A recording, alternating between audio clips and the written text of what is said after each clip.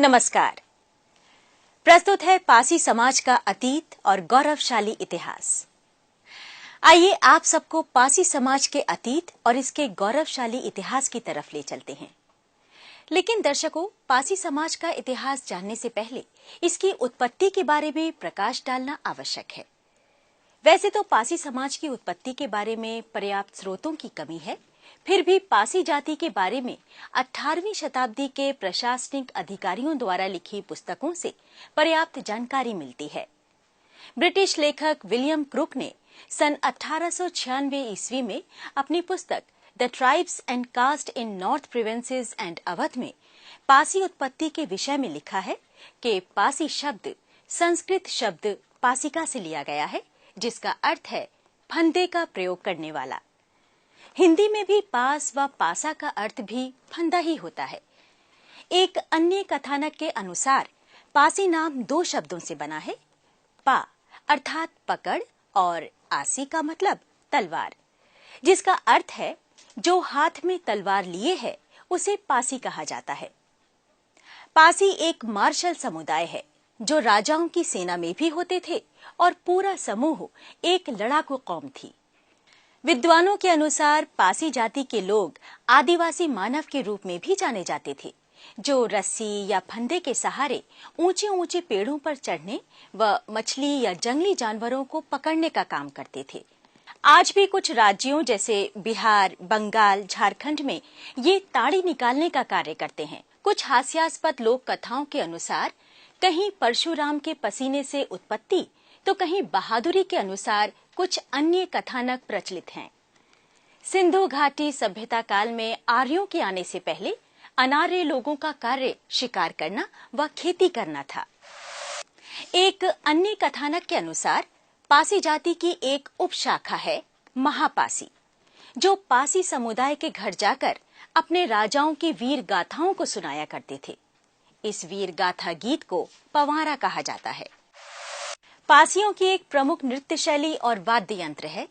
वाद्य यंत्र में डमरू, हुड़क या दनकी होती है। प्रमुख नृत्य तांडव नृत्य होता है, जो युद्ध गीत के साथ गाया जाता है, जिसका सार होता है हुंकार भरकर आक्रमण करो और मुक्का मारकर आगे बढ़ो।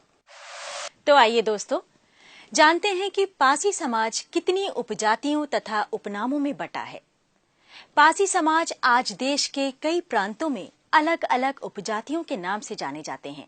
जैसे बंगाल, बिहार में दुशाद, पासवान, चौधरी, तो मध्य प्रदेश में बौरासी, बावरिया, कैंथवास तथा उत्तर प्रदेश में पासी, राजपासी, मोथी, अर्ख, भर, गुजर, धानुक, त्रिशूलिया, रावत, चिड़ीमार, राजवंशी, अहेलिया, बहेलिया, खटिक, तरमाली, भार्गव, कोल, पसमंगता, कमानिया आदि नामों से जाने जाते हैं। दोस्तों, आप जानते हैं पासी समाज का इतिहास एक बहादुरी से भरा इतिहास है। इतिहास के पन्नों से पता चलता है कि 9वीं शताब्दी से लेकर 13वीं शताब्दी तक देश के उत्तरी भूभाग, विशेषकर आधुनिक उत्तर प्रदेश के कई भूभाग में जैसे बाराबंकी, हरदोई, उन्नाव, लखनऊ, सीतापुर, रायबरेली, लखीमपुर खीरी आदि में पासी राजाओं का आधिपत्य रहा। इनकी कहानी हमारे मौजूदा किले के ध्वंसावशेष बता रहे हैं। Doctor KP. जायसवाल इतिहासकार के अनुसार 140 ईस्वी से 350 ईस्वी के मध्य में राजपासी, राजभर, भारशिव, नागवंशी लोगों ने उत्तरी भारत में शासन किया और बाद में कुषाणों से लोहा लेकर हिंदू धर्म को पुनर्जीवित किया। यहाँ जो भारशिव रहे वही दक्षिण भारत में लिंगायत संप्रदाय कहलाए। ये भी उल्लेख किया जाता है कि यदि राजपासी, भारशिव, नागवंशी न होते तो भारत में हिंदू सभ्यता संस्कृति न होती। हमें जिन पासी राजाओं की जानकारी मिलती है उनमें प्रमुख रूप से 10वीं शताब्दी में महाराजा सुहेलदेव पासी राजभर, जिनका आधिपत्य क्षेत्र श्रावस्ती व बहराइच था। इनका शासनकाल सन 944 ईस्वी से 1044 ईस्वी माना जाता है।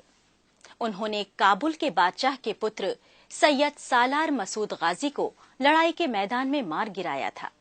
जिसे गाजी मियां के नाम से जाना जाता है।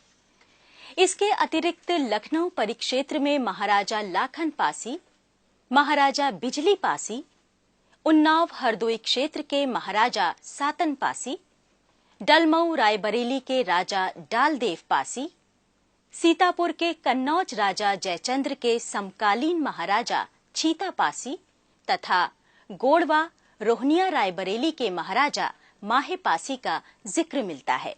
इसके अतिरिक्त सीतापुर के खैरा पासी, लहरी पासी बाराबंकी परिक्षेत्र के राजा गंगा बख्श रावत का उल्लेख मिलता है। आइए दोस्तों, भारत की आजादी में पासी समाज का क्या योगदान रहा, उसके बारे में चर्चा करते हैं। भारत के स्वतंत्रता संग्राम में पासी समाज का महत्वपूर्ण योगदान रहा है। देश की रक्षा के लिए अनेक पासियों ने अंग्रेजों के आगे झुकना अपना अपमान समझा तथा आखिरी दम तक मातृभूमि की रक्षा के लिए अपने प्राणों की आहुति दे दी। उनमें प्रमुख रूप से 1857 के प्रथम संग्राम में लखनऊ की बेगम हजरत महल ने अपने पति की गिरफ्तारी के बाद महिलाओं की सेना गठित की थी, जिसकी कमांडर ऊदा देवी थीं, जो लखनऊ के समीप उजरियाओं गांव की रहने वाली थीं। उनका पति मक्का पासी भी अंग्रेजों की सेना का सेनानायक था, जिसने चिन्हट के युद्ध में भाग लिया और वीरगति प्राप्त की। इसका बदला लेने के लिए ऊदा देवी पासी ने संकल्प लिया और पेड़ की चोटी पर चढ़कर 16 नवंबर 1857 को 36 अंग्रेजों को एक एक कर मौत के घाट उतार दिया और अंत में उनकी भी शहादत हुई। इसकी कहानी लखनऊ का सिकंदर बाग स्थल कर रहा है। इसका उल्लेख ब्रिटिश